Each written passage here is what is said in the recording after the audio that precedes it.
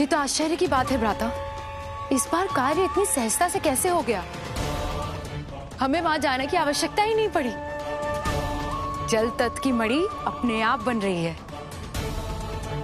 देवी पार्वती की पूजा ने जम्बुकेश्वर जल तत्व की शक्ति को जागृत कर दिया है। अब इससे पहले कि किसी और की दृष्टि इस पर पड़े,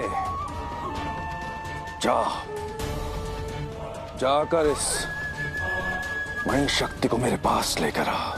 जो आ गया भ्राता। आजा, सहज रहकर अपना कार्य करना। महादेव और पार्वती के मतभेद समाप्त होते नजर आ रहे हैं। जैसे जैसे उनके संबंध सुधरेंगे, हमारी कठिनाइयां बढ़ेंगी। सत्य कहा माता, मेरी भी यही चिंता है। बस एक बार उस अंतिम महाभूत आकाश तत्व की मणि हमारे हाथ लग जाए, उसके पश्चात गुरु शुक्राचार्य की मत संजीवनी विद्या से उस महाअसुर का जन्म होगा और हमारी चिंताएं सदैव के लिए समाप्त।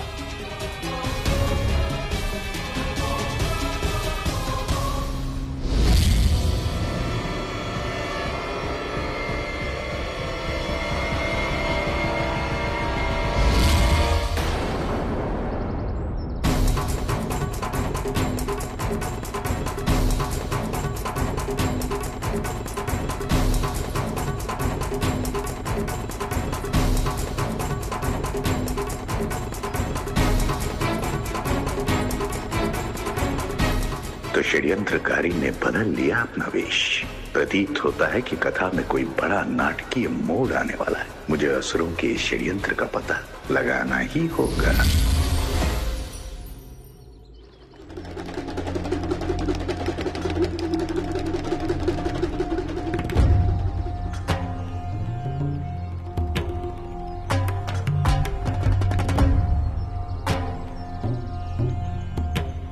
मित्र,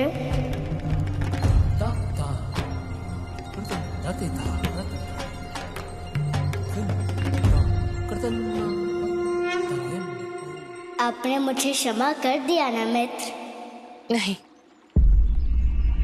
जब तक आप अपनी भूल नहीं सुधारेंगे, मैं आपको क्षमा नहीं करूंगी। मैं करूंगा भूल सुधार मित्र। बताइए, क्या भूल है मेरी? ये सत्य है मित्र कि आप हृदय से देवी अनुसुईया के पुत्र हैं, और ये भी सत्य है कि अपनी विस्मृति के पश्चात भी आपको इस बात की अनुभूति है कि आप महादेव हैं,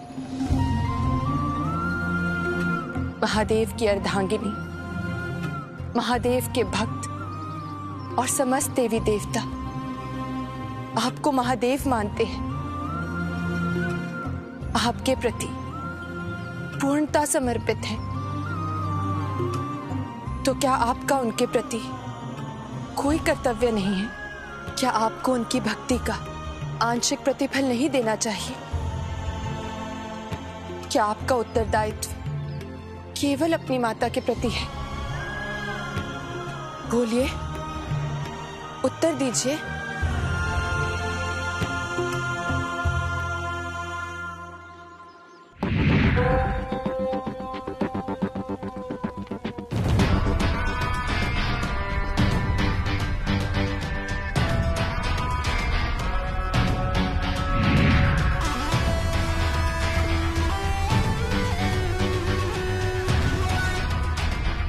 मुझे तेरी सफलता पे गर्व है अजामुखी।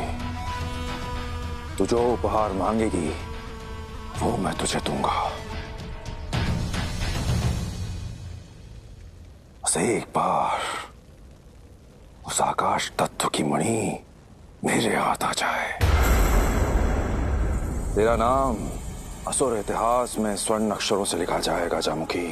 तू अमर हो गई है।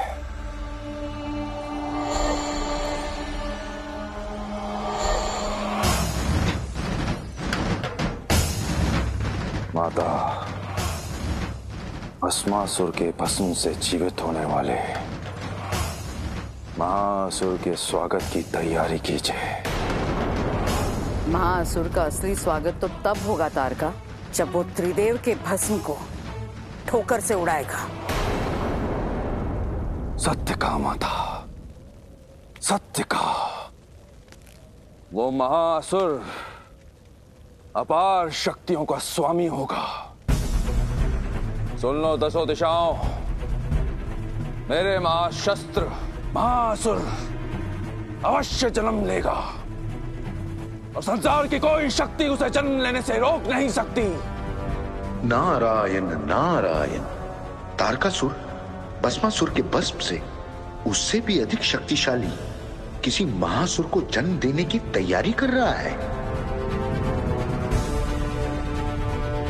जब भस्मासुर के संकट से बचने में महादेव संकट में आ गए थे, तब तो ये महाअसुर संसार के समक्ष और भी भारी संकट उपस्थित करेगा। मुझे बाल शिव को इससे शीघ्र अवगत कराना होगा।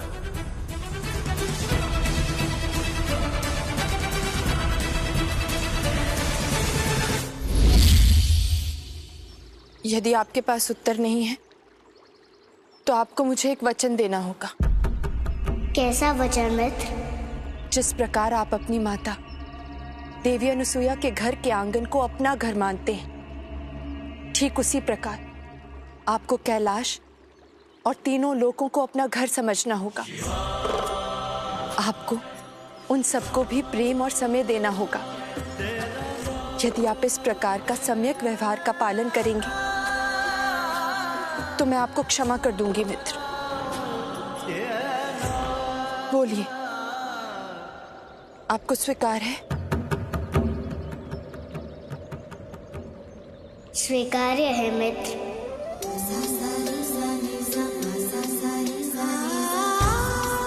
आपको स्वीकार है?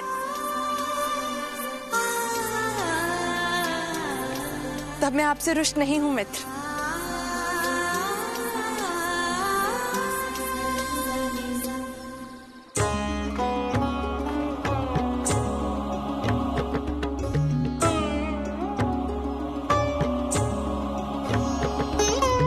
प्रणाम माता।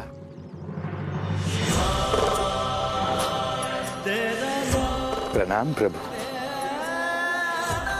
हमें पंच महाभूतों के 5वें और अंतिम मंदिर की यात्रा पर निकलना चाहिए।